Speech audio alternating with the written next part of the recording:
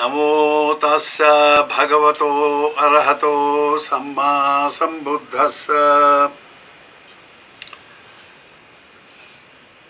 The subject of the discourse today is what exactly is life? And what is the world in which life exists? What are the relationships between the world and the life where we exist? Now this is a question. It has come down from times immemorial, since the very existence of human life, that people have been speculating about the nature of life. What is life? Why the life is there? What exactly are the contents of life? And how life has originated and how it ceases, or how does it keep continuing along with the world. So the life, world and the continuity of both, these are very profound philosophical and legitimate questions. But then the answers are not very simple. Now it is because people speculate about life and not see life as it really is. Yatha bhuta jnana darshanam, said Lord Buddha. See things as they are and don't be carried away by the appearances of life, or as life appears to be. No. Go into what life is and not be carried away by how it appears to be. So the conflicts that we have about life, born of all kinds of speculative views, speculative theories, and religious views, religious theories, secular views, secular theories, all kinds of these kind of speculative theories and views keep on coming from age to age, and all the conflicts that arise because of that. But if we undertake investigation of life in a very simple yet very profound and straightforward manner, then after all, we don't need to speculate about life. We don't need to speculate about the various appearances around life, the world and so on. All we need to know is what is the ultimate content of life. So in a sutta, Bhagavan Buddha gave the 8 qualities of the great ocean. There he said, Mahasamuddasya ekameva rasang yadidang lona rasang. He said, he was addressing to the monks. He said, monks, look, the great ocean has just one taste, and that is the taste of salt. So, the investigation of reality, which means Dhamma.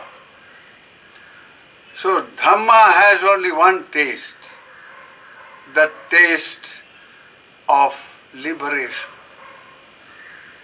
taste of freedom, freedom from speculation about things, freedom from greed, freedom from ignorance, freedom from delusion about things. In short, freedom from greed, hatred and delusion. Now that is just the one and only taste of Dhamma. So, as a practitioner of Dhamma, seeking enlightenment, meaning seeking the ultimate reality about life, its origin, its cessation and the path leading to the cessation. So now, if we inquire in an open-minded and in a straightforward manner, just investigating the content of life, we will see that there is no need for speculation of any kind, subjective creation of views and theories and all that. No. Just broad, objective inquiry about life will reveal that life ultimately boils down to just one word, and that one word is action. So life ultimately boils down to action. So how action arises, why action arises, those are legitimate inquiries, but they are not views. One need not speculate how action arises and all that. All that you see, sincere inquirer of truth, a sincere investigator of reality, all that he or she needs to do is just take one day. As Lord Buddha said, the ocean has one taste, salt. So know that taste, one taste, you don't need to dig up the entire ocean. You don't need to travel all over the ocean and try to find out what is that one taste and all that. No. Just one drop of ocean water from any corner, from any place, anywhere, from that infinite expanse of water. Just take one drop and you get its ultimate content, the sodium, the salty taste of the ocean. Similarly, just live one day of life. After all, life is what? Day after day, day after day, day after day. It boils down to that. So all you need to do is just investigate one day of your existence. Life is existence. There is life because we exist. And we exist because there is life.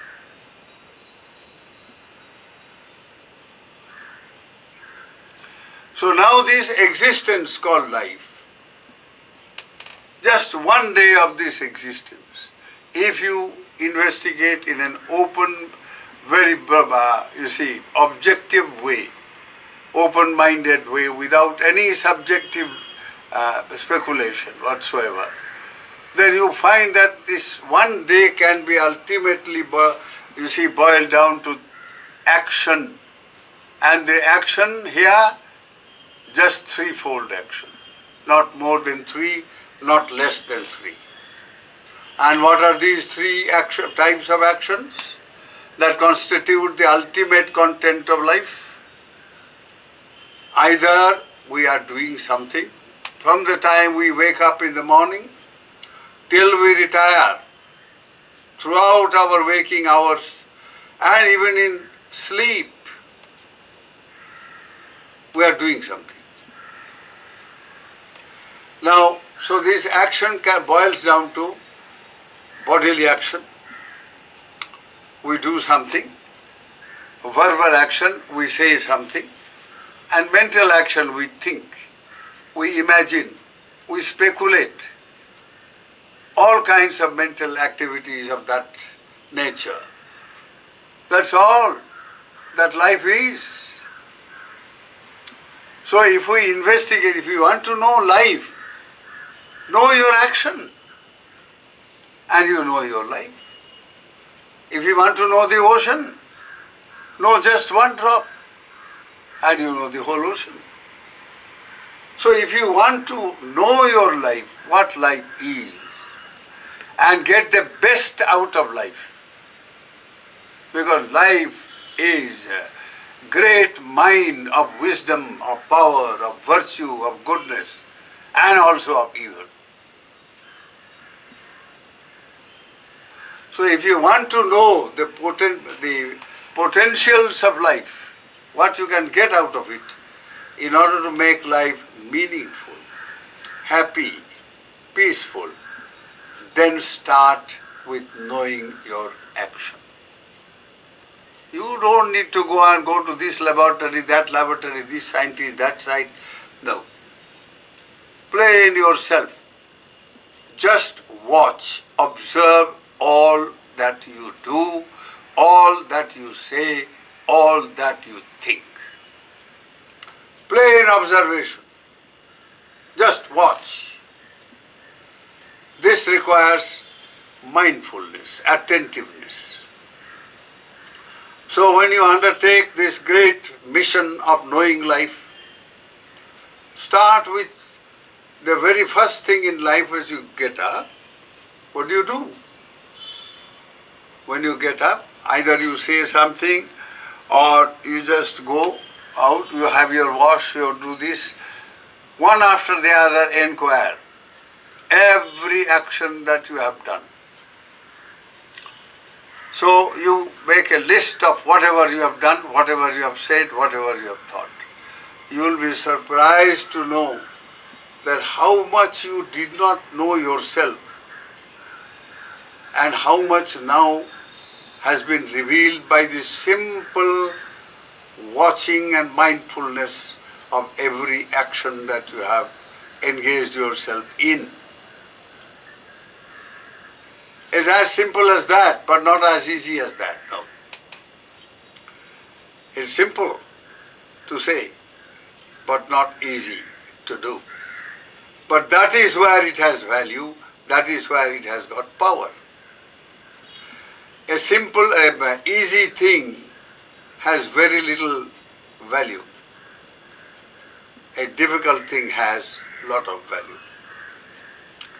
So now, if you start your day with being mindful, so well, I get up, the moment I open my eyes and I am awake, from that moment start your investigation, observing what you do mentally. You think, you imagine, or you are rushing, or you say, oh, I have got to do this, I have got to do that, all kinds of things come in. So all those observe, and the net result you will see at the end of the day is that your action reveals what you are. First of all, what you are in terms of, let us say, psychological characterology, that is your temperament. You will see during the whole day that you spend inquiring about yourself, trying to find out, to gain the knowledge of yourself in its true nature or color, then you will see that, you have never known yourself at all. Just by being mindful, just by being, open-minded, inquirer of every action, you see what a wonderful truth is revealed about yourself. You will see that your actions are either motivated by something or they are not motivated. Or they are either intentionally done or not intentionally, just mechanically done. Or you will see some of the action that brings you regret, that you think, oh, I wish I had not done that. Or you don't have any regret whatsoever, any sense of guilt, that this is not a good thing to do. What I have done, I should not have done. Or it's very good I have done, I should have done more. I should do more. This kind of dichotomous understanding, the nature of every action begins to reveal, means to, unfold. So you see, then action is not a very simple affair. Though it is the ultimate nature of life, but it's not a very simple thing, it's a very complex thing. First of all, now the nearest and you see, an example that one can illustrate is by means of a tree. Let us say this earth is filled with trees. There are trees which are medicinal, there are trees which are plant life which are not non-medicinal. Some are poisonous, some are non-poisonous. Some are very beneficial to human beings, some are not. Some are edible, some are not edible. And so on, you can get so many different types of plant life. Now, the plant life, basically what it is. Now you'll see that a tree, there are different parts of the world where you have trees which are as tall as 200 feet or even more. These redwood trees in America, my goodness, is a huge stuff. Huge thing, 200, 300 feet high. And then you investigate further how it stands in spite of all the gale and the hurricane and all the wind power, 100 miles, 150 miles wind power. The tree stands still. It stands undisturbed at all.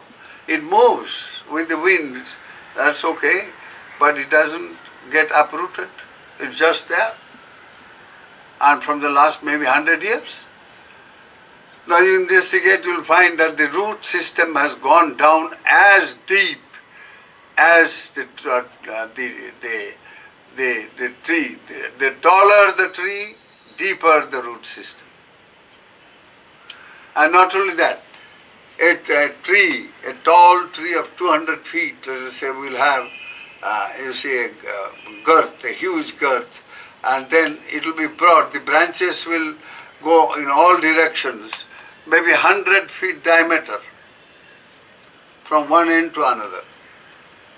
That breadth. So again, you investigate down, you will see that the root system is nothing but a network. It has grown into a network of roots, all kind of roots in all directions, as wide, as broad as the tree is above. So what is above is reflected by what is below. So now these actions can be compared more or less in that way. Now, every action has a very deep root, and these roots define the nature of the action, in the sense that these roots make the action either good or bad. Good and bad belongs to what is called the realm of ethics and morality.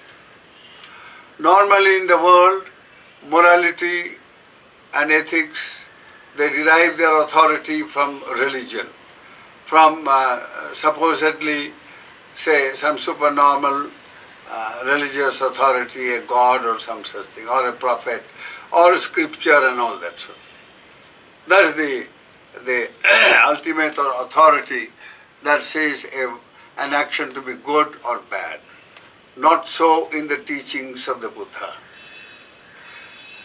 And an action is good or bad, is moral or not moral, depends upon what kind of root, what kind of, motivations are behind the action. Any action which is rooted in greed, hatred and delusion or ignorance is unwholesome, unskillful, negative, bad. That is bad. That is the definition of bad. In other words, the psychological roots of an action defines the nature of action. It's not a scripture, not a guru, not a god, none of this. Not any theory. Human beings create these theories and all based upon ignorance and not knowing. Because they don't know, they keep on concocting all kinds of theories. And the mind is ever ready to do that. Because it doesn't cost mind much, it is all based upon ignorance, based upon delusion. You keep on imagining, speculating, and you create. So now, for an investigator of reality and truth, that is what a Buddhist is. A Buddhist is not just a practitioner of religion or any system, moral system or spirituality or what. Just plain inquirer and liver of reality. That's what. Enlightenment means realization of reality.